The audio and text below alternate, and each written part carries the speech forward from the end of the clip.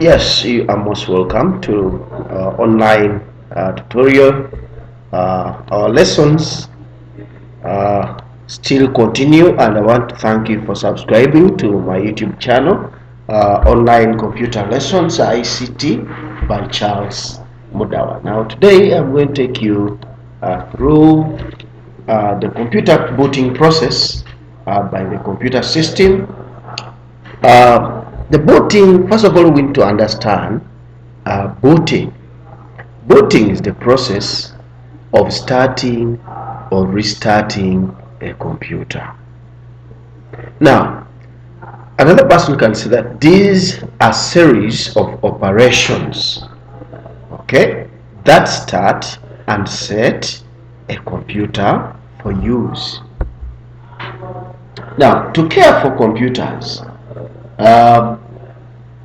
and maintain them actually in good computer working conditions, users have to be conscious of the booting, okay, the booting process.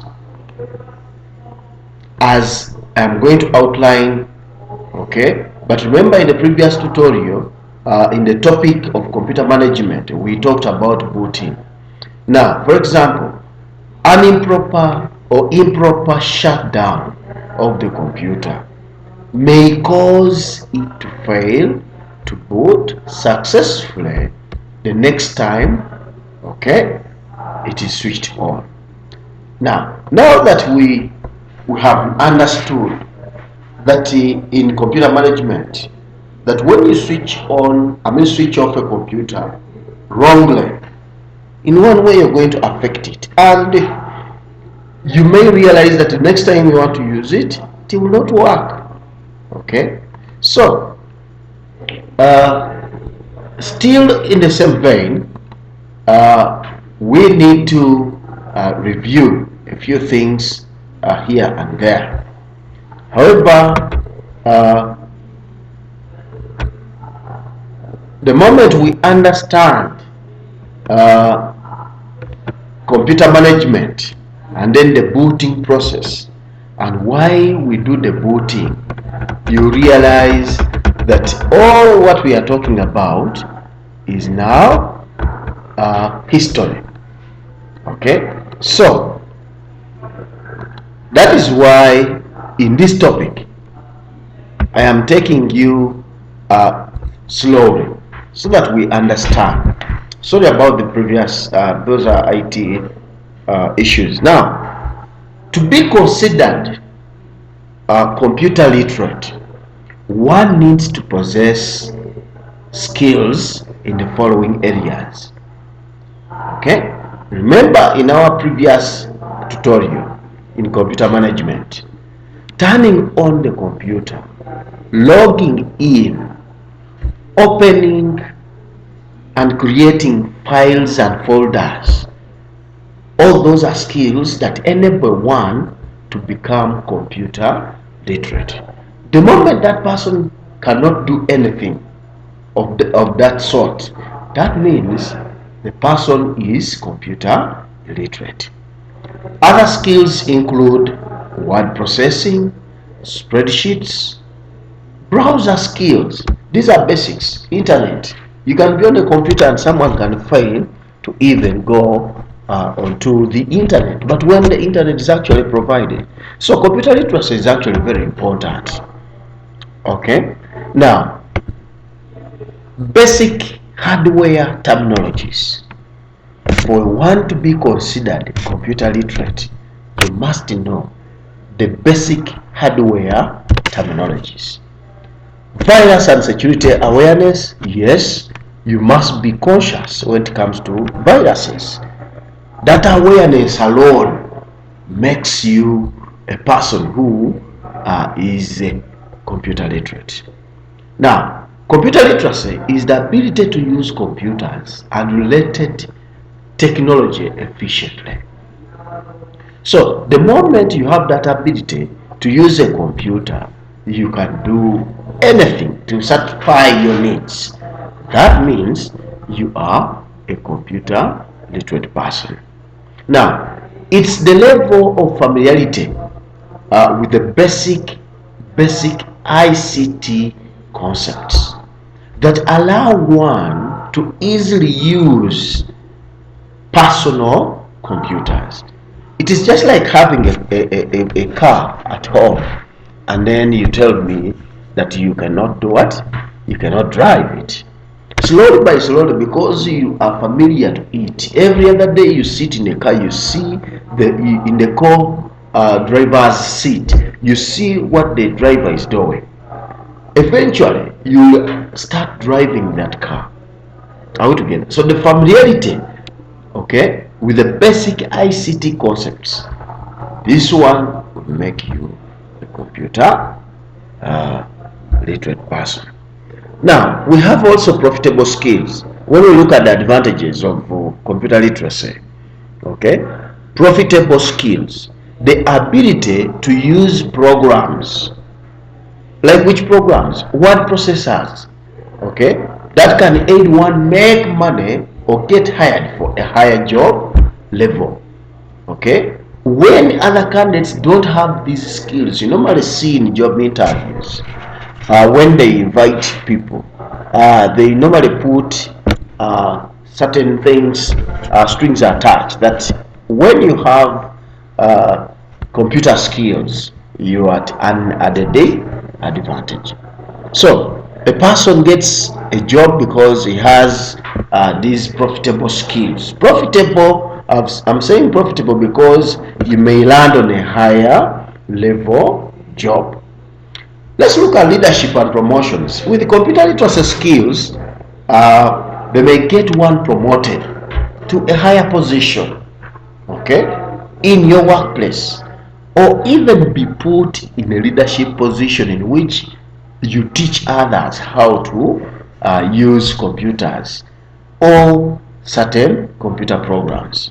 Just because you are computer literate, you end up being promoted or put in a certain level or job position because of your skills. So these are skills we are saying that you must have them. I hope we are together. Okay. Work performance. Knowing how to use a computer often allows you to get work done in a more organized, efficient, and timely manner. Because one, you know what to do.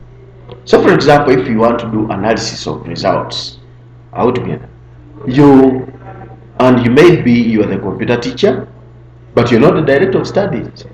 You end up being hired to do that analysis on behalf of the directorate, okay, because you have the skills to do something in a very short time. So work performance is an advantage, okay. Communication, knowledge of how to access the internet on a computer opens up different possibilities for you to communicate with the co-workers, co-supervisors, okay. So the moment you have that knowledge of how to access the internet or on computer, this one opens up, okay. You can get information from the internet which other people don't have, and so you become a person who is always consulted. Then being prepared for the future. Members, the generation we are in is a generation which has technology, and we must use it time and again. Now, computer technology is advancing faster. So if you are familiar with computer skills now, this makes you ready for a bright future. And I repeat, being prepared for the future, so long as you are familiar with computer skills, this will make you ready for the future. Other advantages, of course, ability to use new media, traditional media like newspaper, televisions are being replaced. Okay, all these are being replaced today. Like, someone does not need to go to watch TV all the time at home in the sitting room. No, everything can be even on phone, on laptop here. Okay, so these medias are actually being replaced right now, and slowly you'll find that people no longer even go to the cafe. Okay, so they are being replaced by computer-based media such as social media. If you want information, news, social media has everything. You will not tell me that somebody will go and buy a newspaper today. That one has remained for offices. Okay, so more job opportunities, since almost all workplaces use computers. The need for people having computer skills really is in great demand. So with computer literacy, I still insist that members, we need to have this information, whether you want or you don't want, and that is the way to go. Okay, now digital divide is the inequality with regard to access to information and communication technologies. Okay, what are we meaning by digital divide? For example, when you are in a school in Usoga, okay, deep in the village where there is no electricity, do you expect a director or the headmaster to buy even 2 computers in such a setting? No. Now, because of that, we have those factors that are limiting. One, it is deep in the village. Secondly, power. Okay, and the other thing is the cost of living of even these students who are in school. So you will not get the clients that you need. Therefore, even the digital divide. So it is the lack of opportunities experienced by those with limited accessibility to technology, especially the internet. This can be a result of having some societies, okay, one with very high levels of computer literacy and others lagging behind. Okay, as I have explained, not all of us are equal. You'll see these fingers, they are not equal. That means this one is at its own level, even this one, and what this one can do, this one may not be able to do. What this one can do, this one may be able to. So that is digital divide. We are in a situation where people have, people don't have. People have access, people don't have access, and so on. Okay, therefore that can be explained here. You can see computers per 100 people. I've represented it with this color.